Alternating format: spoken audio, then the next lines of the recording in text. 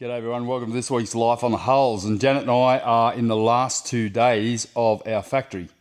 It's been, well, how has it been? Exhausting.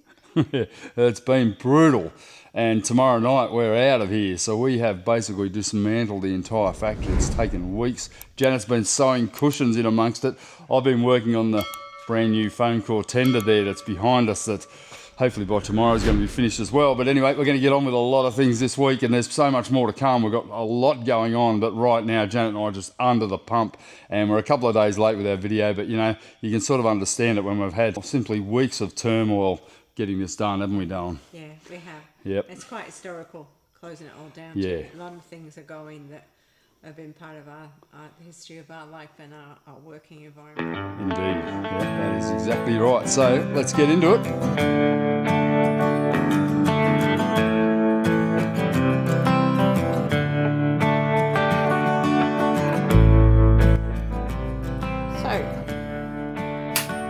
Ross has been fiddling with the fridge, trying to sort out why it keeps freezing up, and now we're trying to get it back in and it's not going back where it's supposed to, but I think he's worked out what the problem is, and now he's just trying to retighten the frame before we put it back in.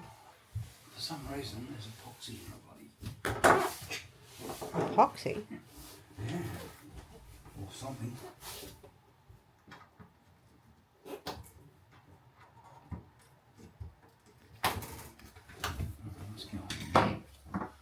Bizarre.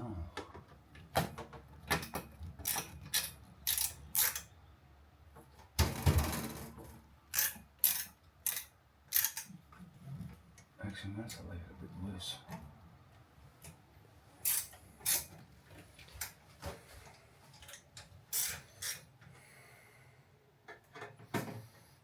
So when it was really hot, it was just freezing up, and now it's freezing up even when it's... There's still hot days, but not stinking hot days. He's put a lot of airflow in everywhere. But he did find a tube that had warm water in it that he blasted, and then the cold air came through it. The cold water came through. Yeah, there's a lovely little swimming pool at the bottom that catches all the evaporated cold water, and then it evaporates, but it was hot. It wasn't actually emptying, so for some reason. So I'm hoping... It's back in, and hopefully that hose was the problem, and now we've got some more open at the back. I'm hoping that that will give it enough ventilation.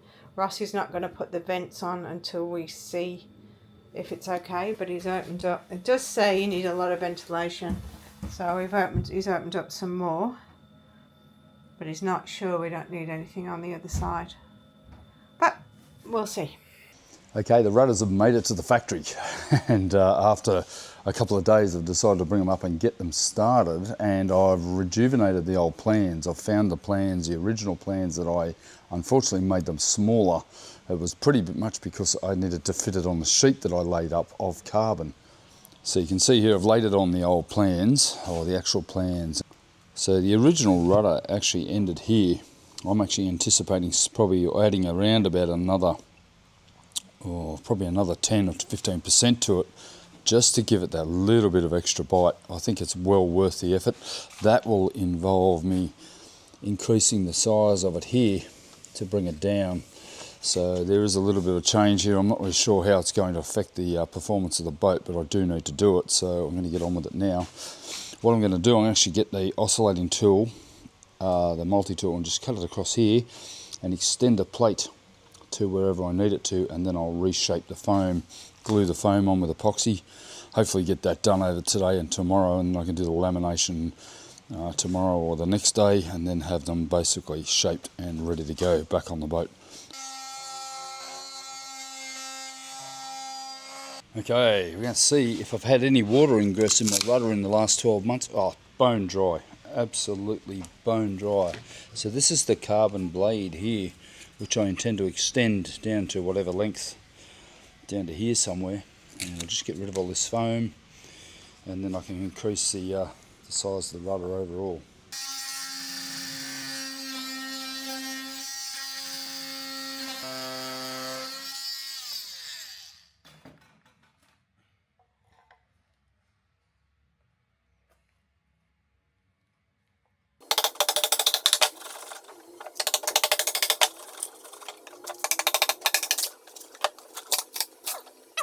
the foam is stuck to the glass, which means that there's no delamination at all within this rudder. So that's just superb. I was that busy looking, I forgot to film it. Pardon?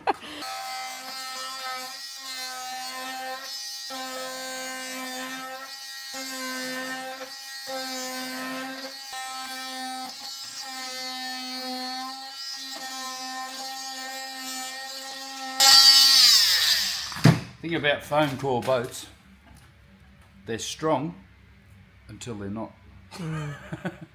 Until you get something like that onto it. Look at that. The whole boat is made of that.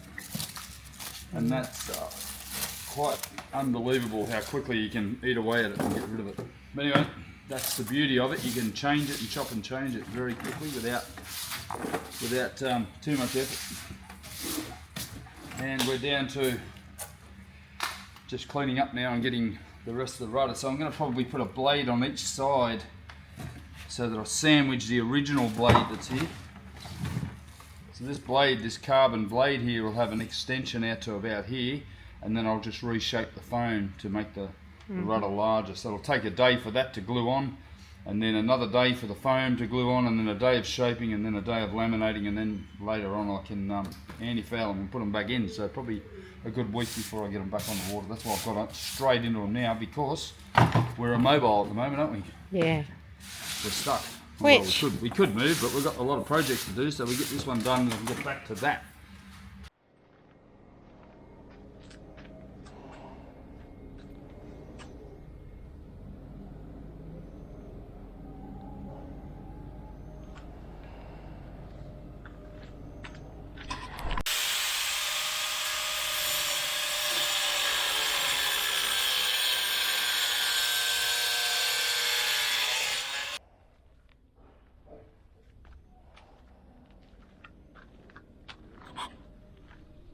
The great thing about working with foam is that you don't need to be dead accurate. I've just pieced together a whole heap of scraps to load up these rudders.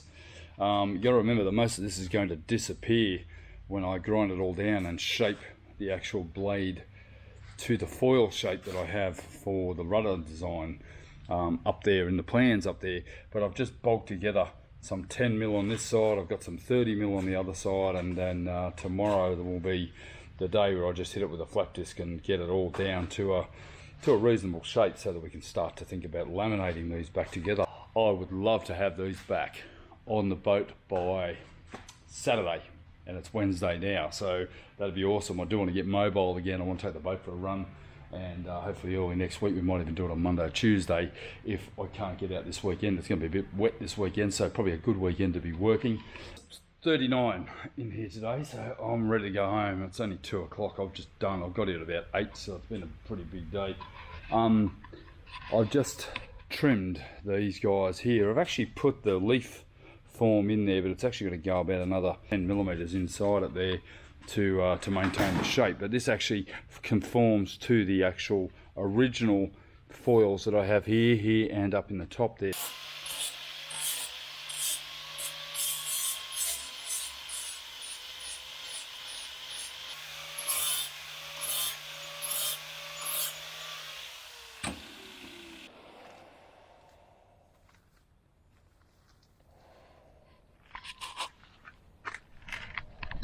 So I've just been out back shaping the rudder, or one of them at least, and then I remembered I've got a spare. You know what that means.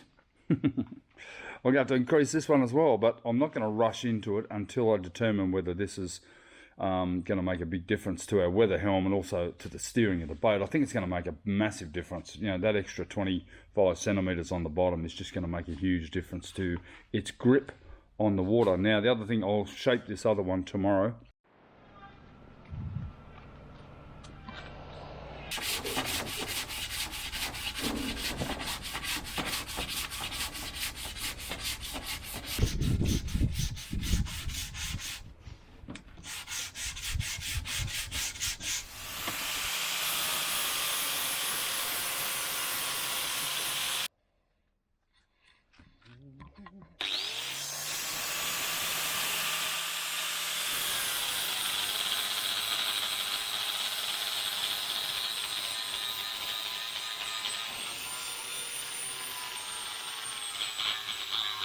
Okay, they're all finished, they're all shaped up and ready for some final epoxy fairing before I start to laminate them. I just want to show you the difference between the original rudder. This is the original rudder. This is my spare that I had the foresight to build because I thought one day I'm going to break a rudder, but that means I'm going to have to extend it now. But I'm not going to do it until I test out this shape. I'm going to take a shape of this and keep it for later on, so I don't have to remove a rudder to get them exactly the same. But in the end, that's quite a substantial difference. If you can see the foil, the original foil was around here, and I've added quite a bit of extra depth to this, probably another foot, at least 30 centimeters or so, to get that extra grip that I'm looking for faired back into the anti-foul here to bare glass again, so I can laminate the entire thing and join it to the original blade. Now the original blade is already glued, so there's no way there's ever going to be any separation of this part to this. It is a new blade all the way along here, which is actually added into it and glued and epoxied. So very strong way to make a rudder.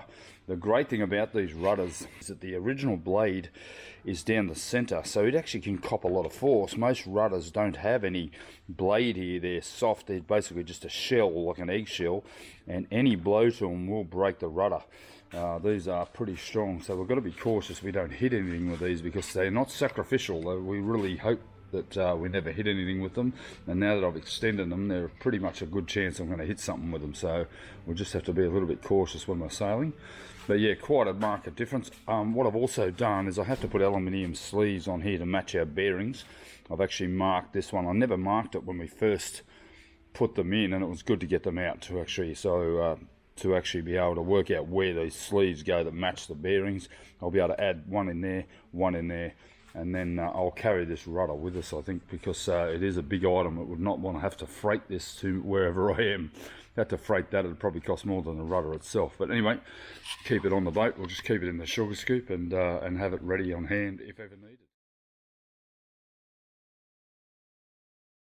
I've decided to put a seat in the front of the tender, and it's only a small one. We're actually sort of emulating the OC Tender's design. I've sort of more of the inclination to have a large sort of open space for provisioning, carrying fuel and all the things we're going to be needing to do. So I've actually put the seat up in the forward end, up in the bow, and the area right at the end here will create an area for a net for the chain and the anchor. We've found that pretty crucial for a lot of the places we're pulling up, especially around Jervis Bay at the moment. They're all white sandy beaches, but we do need to get the boat right up because of the tides. We only have about 1.5 meters of tide at maximum, but it does come in, and obviously if we're out for 3 or 4 hours, your boat's going to get swamped, so we want to be able to pull this boat right up the beach, then throw out an anchor as well. So the beach wheels and an anchor is almost essential for this design. I've done here down at the back here, I've actually started to shape the stern, and it's coming up really nice. I'm very happy with the way it actually looks. I think I've got the shape almost spot on, and you can see here this has all been done just by shaping small parts of foam, and we've got the radius on the corner here. We don't want any sharp edges on this thing. Obviously you're going to do your shin in or whatever. The only sharp edge will be the rear transom area here, and I'm going to lay this deck up separately and then remove it and in one piece, so that I can then remove all the internal structure and also get the whole thing done nice and neatly. But what's actually happening now is I've just cleaned it all out. I'm going to go basically pull all the screws out of the seat there. I use screws to hold things in place just while the epoxy's setting, and then I can basically start to work on laminating the whole thing together. Okay, I've decided to go with inset handles, and these are going to be cut into the side of this here and have a handle that will actually be able to grab hold of and pull out slightly. I think that's so important because there's nothing worse than getting your hand trapped within a cavity. So I've marked the boat. I've got 3 on this particular boat. It's a 3 metre boat, so we've got one right at the very back, one in the midsection, and then one up here on the bow. It'll also have another couple of handles of sorts on the bow itself. So I just need to mark them out and then make the necessary pieces of foam to actually shape the inside of the handle. It's 20 centimeters long, so there's plenty of room there to get your hand in. Any smaller and you would be pinching your hand, so I'm going to be cutting that part out and then we'll be reshaping it. I've had to leave a small amount of the deck here just obviously for structure, and then we can basically go right ahead with the actual formation of these handles.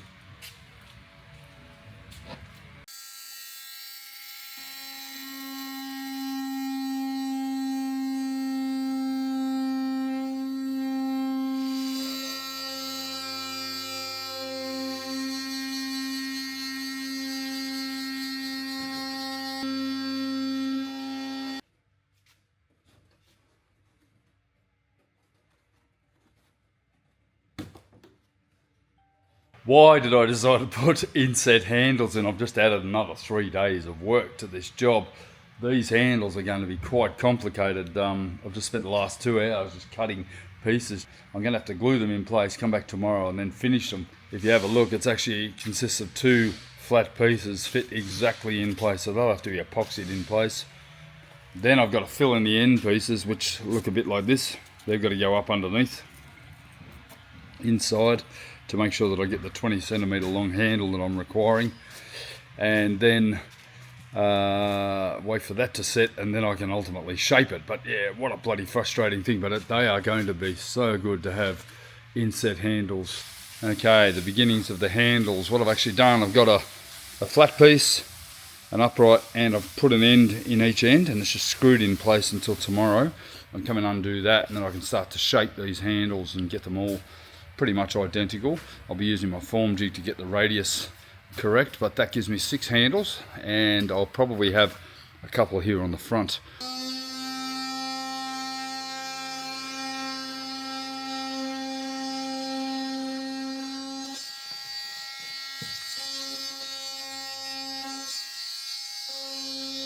Alright, time to lift this onto a rack, and I can start to do the final bit of tidy up and shaping, and then we can get on to laminating the top. That's going to be a really good stage of this boat. I've got to do a little bit of cleanup up here. I just noticed that I had to add a piece here on this top of this seat here, which actually angled back for some reason, and that's not good. I want it to angle away. What was supposed to be a day of shaping has transferred into 5 to 6 solid days of shaping, and you can't imagine the amount of work that has gone into shaping that. But I think I'm there. I've got the shape of the deck just how I want it.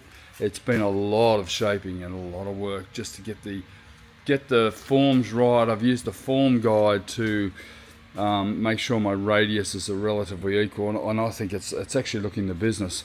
I'm pretty happy with the recessed handle mounts that are going in, and now what I need to do is tape it up so that I can laminate the deck separately and then be able to remove it, so I can then get in and complete the inside. The forward seat, the bow seat up there, I've also got a locker up the front there, or it's actually going to be a mesh locker that's going to house our anchor, and then there'll be a mesh locker there that'll hold our fuel tank, and the rest of it is basically storage. But you can see there's quite a lot of structure underneath that now has to be replaced or removed to finish the inside. So the deck is going to be removable, and I'm going to cut the deck off once I laminate it in place, and hence the masking tape. What I'll do now is I'll use this plastic sheeting here and just basically wrap the boat. I'll put a skirt around it so that I don't end up with laminate all over the existing laminate, because I don't want to add any more weight if necessary, and also don't want any drips or anything on the actual hull itself. But yeah, pretty happy with how it's all come together.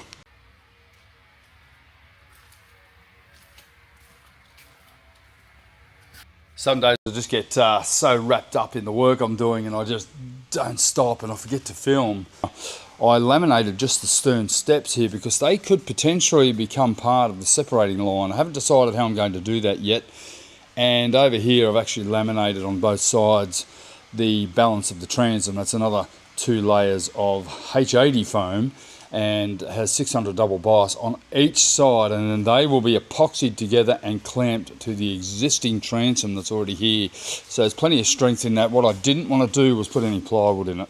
This boat is going to see a lot of water, a lot of time out in the weather, and I really don't want any wood in the boat at all. But yes, it's starting to look really nice. I've got it all ready for laminating on Monday. Everything's sanded and shaped. I'm very happy with the shape. I've got my anchor well just here. I've got my seat here, which actually forms the essentially the hiding spot for the petrol tank or the fuel tank, and up in the back there potentially a battery storage compartment for the starter battery, and also down in the back there another area there for first aid kit. Obviously the inflatable boats, you lose a lot of storage. You get that incredible buoyancy, but you lose a lot of storage that I'm actually going to gain back underneath here. And storage is really important when you're provisioning or whatever, and also for, you know, putting your mask and snorkels and stuff away inside the tender so that you don't have to have them on board with you. Anyway, it's weekend. I'm heading out in the morning. My sister Chrissy and her husband Jimmy, who's the OG of Life on the Mould, helped me with the mould. He's coming down for 2 days sailing with us, so we're heading out tomorrow morning out onto Jervis Bay. We'll probably have the night over at Long Beach again, and potentially catch up with Ronnie over there, have a good swim. And it's 35 degrees today, so I'm really feeling it. I've just had a mask on for the last 3 hours. I am hot.